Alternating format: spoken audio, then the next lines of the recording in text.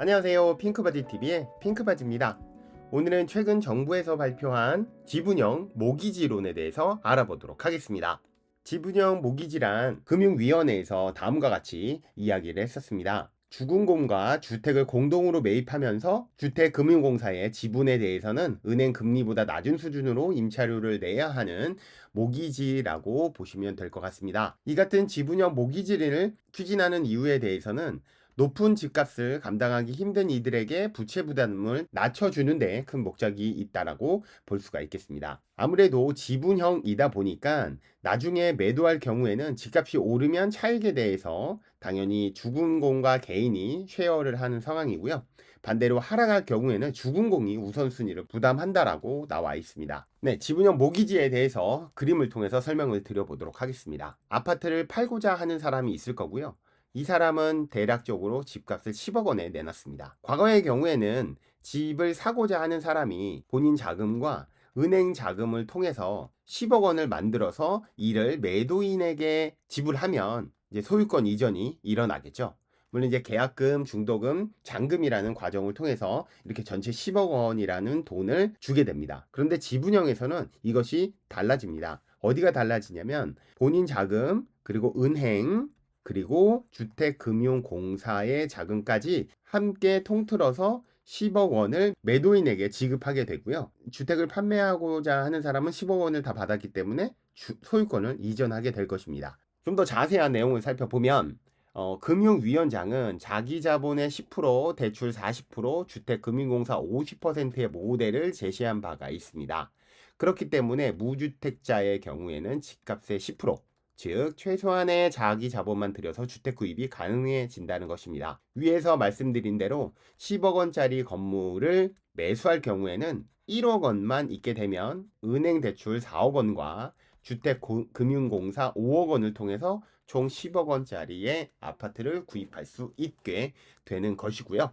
주택공사의 지분 5억 원에 대해서는 연 2%의 배당금, 즉 월세 형태로 지불하기 때문에 상대적으로 현재 시장에 있는 금리와 비교해 볼 때는 비교적 낮은 금액의 월세를 낸다라고 볼 수가 있겠습니다. 그리고 대상으로는 서울은 10억 원 이하, 경기도는 6억 원 이하, 지방은 4억 원 이하의 주택에 한하여 적용된다라는 것으로 알려졌습니다. 구체적인 내용은 오는 6월에 나온다라고 하니까 주택 구입을 염두에 두시고 있는 분들께서는 이 상품이 나오고 나서 적극적으로 활용해 보는 것도 좋지 않을까라는 생각을 하게 됩니다. 네, 기존에 있던 상품과의 차이점의 경우에는 기존은 대출의 형태였다면 이번은 자본의 형태로 전환하는 것이 큰 차이라고 볼 수가 있겠습니다. 예시를 통해서 우리가 살펴보면 10%는 개인 부담, 40%는 금융권 대출, 그리고 50%는 주택금융공사의 지분으로 구성되어져 있기 때문에 실제로 대출을 하는 금액은 전체 집값의 40%밖에 되지 않기 때문에 LTV라던가 DSR 규제에서 좀 더 훨씬 자유로울 수 있는 상황이 될 수 있습니다. 이를 10억 원이라는 아파트에 대입을 해보면 1억 원의 나의 자본, 그리고 금융권 대출 4억 원, 주택금융공사 지분 5억 원으로 10억 원을 구성하여 상품을 완수할 수 있습니다. 물론 4억 원에 대한 대출 이자와 5억 원에 대한 배당, 납부를 해야 되기 때문에 월 상환 금액이 상대적으로 클 수는 있을 것입니다. 초기 비용이 적게 들어가는 대신에 한 달에 내는 이자와 월세의 비용은 적지는 않을 것이다 라는 것이 이번 상품의 구조라고 볼 수가 있겠습니다. 네, 이를 구체적으로 다시 한번 계산을 하면 10억의 아파트를 구매한다라고 가정을 하면 약 4억 원의 대출이자 3.5% 정도, 그리고 5억 원에 대한 지분 2% 정도를 계산을 한다면 한 달에 대략적으로 4억의 대출 이자, 원금을 갚지 않고 이자라고 판단을 하면 대략적으로 한 120만 원 정도 나오고, 5억의 2% 정도로 하면 한 80여만 원 정도 됩니다. 대략적으로.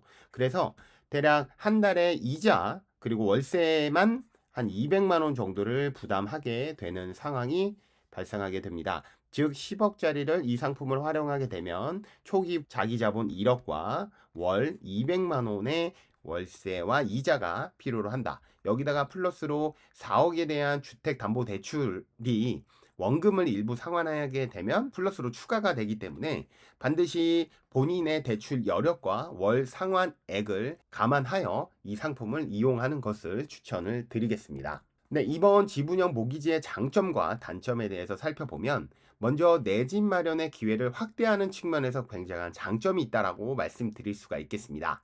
초기 자본이 부족한 청년층에 대해서 내 집 마련의 기회를 제공할 수가 있겠습니다. 예를 들어서 청년층이 5억 원의 아파트를 구매한다라고 했을 때에는 과거에는 LTV 60%를 적용해 준다면 40%의 자기 자본이 필요했으므로 대략적으로 2억 원이 필요로 했습니다. 하지만 지분형 모기지 상품의 경우에는 10%만 있다라고 한다면 내 집 마련이 가능해지기 때문에 5천만 원만 있다면 내 집 마련을 할 수 있다라는 장점을 보유할 수 있게 됩니다. 네, 두 번째 장점입니다. DSR의 규제에 대해서 충분히 완화할 수 있다라는 점입니다. 다른 상품은 대부분 대출의 형태이지만 이번에는 지분의 형태이기 때문에 빚이 아니라 공동 투자의 개념이라고 볼 수가 있겠습니다. 따라서 DSR 규제에 상당히 자유로울 수 있기 때문에 현재 문제시 되고 있는 이 DSR 한도 때문에 주택을 구매하지 못하는 분들에게도 충분히 활용할 수 있게 되는 장점을 갖고 있는 상품이라고 볼 수가 있겠고, 손실에 대해서는 주택금융공사가 선부담하는 조건을 갖고 있습니다. 그렇기 때문에 주택 가격이 하락할 경우에는 손실을 최소화할 수 있다라고 이야기하고 있습니다. 위에서 저희가 비율이 10대, 40대, 50의 모델을 보여드렸었는데, 만약 집값이 반토막이 났다라고 한다면 주택금융공사의 50%의 지분의 비율만큼만 먼저 손실을 부담하기 때문에 10%를 부담했던 개인과 40%를 부담했던 은행은 사실상 손해를 보지 않는다라는 점이 장점이라고 볼 수가 있겠습니다.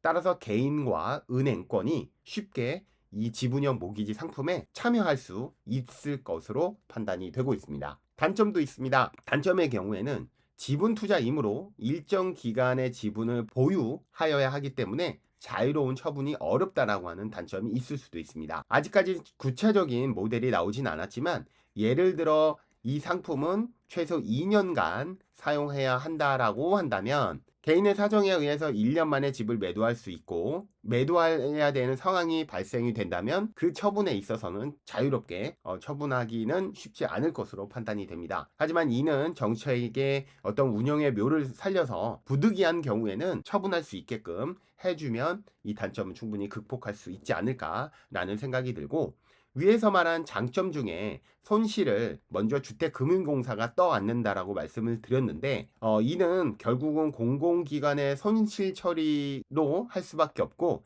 이는 즉 세금 부담으로 돌아오지 않을까라는 단점을 말씀드릴 수도 있겠습니다. 그리고 마지막으로는 시장 과열의 가능성입니다. 네, 서울의 경우에는 10억, 경기도에는 6억의 아파트라고 얘기 드렸는데요.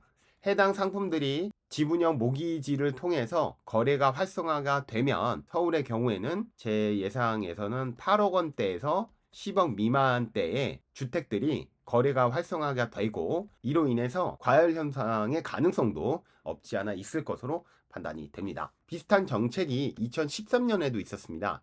당시에는 공유형 모기지였는데요. 위에서 말씀드린 대로 지분이 아니라 대출 상품이었습니다. 대출 상품이다 보니 이 지분을 부채로 인식하여 LTV 산정 시 이를 포함하게 되는 최대의 단점이 있었기 때문에 처음에는 조금 활성화되긴 했지만 공유형 모기지를 사용하시는 분들이 점차 줄어들게 되었습니다. 하지만 2025년도에는 위에서 말씀드린 대로 대출이 아닌 지분의 형태로 가져가는 것이 가장 큰 차이점이고, 이와 같은 내용들은 올해 2025년도 6월 달에 구체적으로 해당 상품이 나올 것으로 예상되니 그때 한 번 더 자세하게 살펴보도록 하겠습니다. 여러분들은 이번 지분형 모기지 상품에 대해서 어떻게 생각하시나요? 제 생각에는 장점에서 살펴본 초기 자금이 부족한 청년들에게 내 집 마련의 기회를 주는 데 있어서는 충분히 좋은 효과를 얻을 수 있을 것으로 판단이 되고 있습니다. 여러분들의 다양한 의견도 정책 해설이 필요한 내용들이 있으면 댓글을 통해서 알려주시면 적극적으로 반영하여 영상을 만들어 보도록 하겠습니다. 오늘 제가 준비한 내용은 여기까지입니다. 끝까지 시청해 주셔서 감사드리고 구독, 좋아요 꼭 부탁드리겠습니다. 고맙습니다.